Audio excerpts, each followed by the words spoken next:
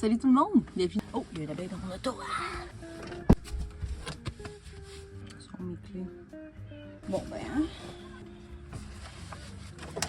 Bon, en tout cas, on va faire la vidéo, puis on va gérer ça tantôt. Je les ai! Elles étaient dans ma porte arrière. Rock and roll! Salut tout le monde! Bienvenue dans une nouvelle vidéo, j'espère que vous allez bien. Cette semaine, on va avoir une vidéo un petit peu différente de l'habitude. Je vais vous parler en fait des 5 questions que je me suis posées avant d'acheter ma van. Donc les 5 questions que je me suis posées, c'est pas juste avant d'acheter cette van. D'ailleurs, si vous n'avez pas vu la vidéo de l'achat de mon petit bébé, je vous la mets en description juste en haut. Mais on va plutôt parler des 5 questions que je me suis posées avant de choisir cette van, genre le modèle de van que je voulais acheter. Fait que, premièrement, la première question que je me suis posée, c'est qu'est-ce que je vais faire dans ma van? Est-ce que tu es quelqu'un qui fait beaucoup de sport, donc qui est toujours dehors? Est-ce que tu es quelqu'un qui travaille puis qui est pas là la majorité du temps? Est-ce que tu es quelqu'un qui est toujours dans sa van? Est-ce que tu es quelqu'un qui... T'es qui, toi? Qu'est-ce que tu fais dans la vie? Qu'est-ce que tu fais avec ce cadeau de l'existence qu'on t'a offert à ta naissance? Hein? Pose-toi cette question-là. Personnellement, moi, je fais de la peinture de paysage à la gouache, puis je fais des vidéos YouTube. C'est pas mal l'ensemble de ma personne. Donc, il me fallait quand même un espace assez grand pour que je puisse m'asseoir confortablement.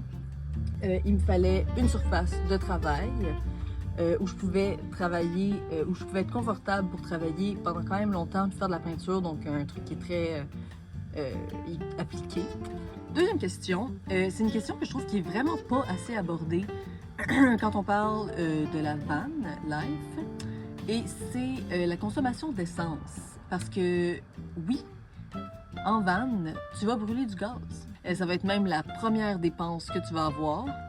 Donc, pour moi, je voulais vraiment un véhicule qui consommait le moins possible. C'était vraiment important pour moi de ne pas avoir un véhicule comme une Astrovan qu'on a déjà eu, comme un Winnebago qu'on a déjà eu. Quand je dis on, c'est Thomas et moi, mon mari.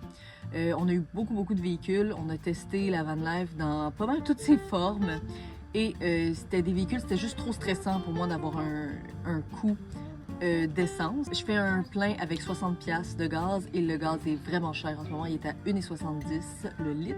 Troisièmement, avec qui tu vas voyager? Est-ce que tu vas voyager seul, avec un chien, un chat, ton chum, ta blonde, ton serpent, whatever? Combien de personnes cet espace a besoin d'accommoder? On y pense pas, mais déjà 2 personnes, ça double le nombre de matériel que tu as besoin d'avoir dans ta van. Ça double la vaisselle, ça double les vêtements, ça double les souliers, ça double les sacs, ça double tout. Donc avec Thomas, on a décidé d'avoir 2 voitures parce que premièrement, on avait besoin chacun de notre espace créatif. Comme je disais, moi je fais des vidéos YouTube et de la peinture. C'est 2 choses qui prennent de la place, que j'ai envie d'être confortable dans mon espace de travail, d'avoir une table, d'avoir un banc, de pouvoir vraiment me mettre confortable pour pouvoir travailler de longues heures assis.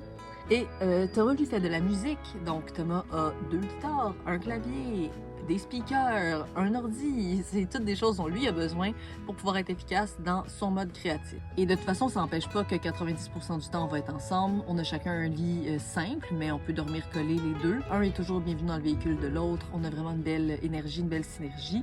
Et c'est ça. On a aussi Mimi, notre chien, Saucisse, qui est rentrée dans notre vie et elle n'est pas grosse, mais quand même, elle a besoin de son espace à elle, de sa petite couverte et...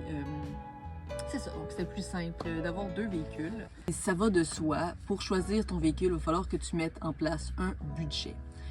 C'est pour ça que je trouvais ça important de mettre la consommation d'essence avant. Peut-être que tu ferais mieux d'avoir un véhicule qui consomme moins d'essence, c'est mieux pour la planète, ça coûte moins cher.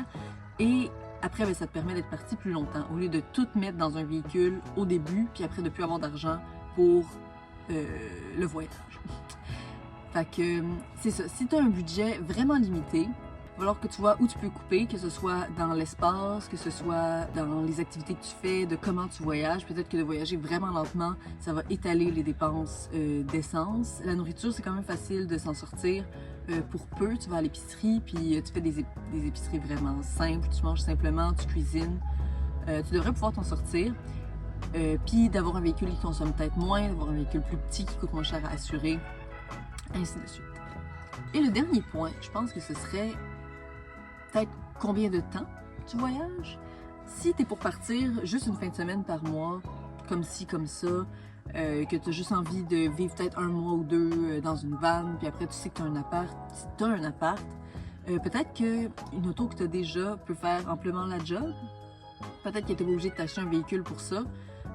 On a voyagé, comme je disais, avec Thomas, on a habité à deux dans une Toyota Sienna pendant 3 mois et ça a été super. C'était parfait pour ce qu'on faisait. On savait qu'on allait retourner en appart éventuellement après. Donc, c'était parfait pour vivre un peu d'aventure, pour sauver de l'argent sur le loyer l'été, puis pour vivre un mode de vie différent, puis pour tester aussi ce mode de vie-là, pour voir avant, tu sais. Pas obligé de sauter les deux pieds dans le vide. On a essayé beaucoup de faire de la van life et ça avait plus ou moins marché, mais on a appris tout au long avec les différentes expériences. Maintenant, de ce que je sais de moi, en tout cas, je sais que j'ai envie de vivre ce mode de vie-là. J'ai envie d'avoir un mode de vie plus proche de la nature, plus simple, plus petit, moins cher aussi. Un appartement, ça coûte cher. Puis je finis par pas me sentir bien quand je suis dans un appartement de toute façon. Fait que j'espère que vous allez nous suivre pour cette grande aventure. Puis on se voit la semaine prochaine. N'hésitez pas à liker puis à vous abonner, ça fait toujours plaisir. Puis on se voit bientôt. À bientôt!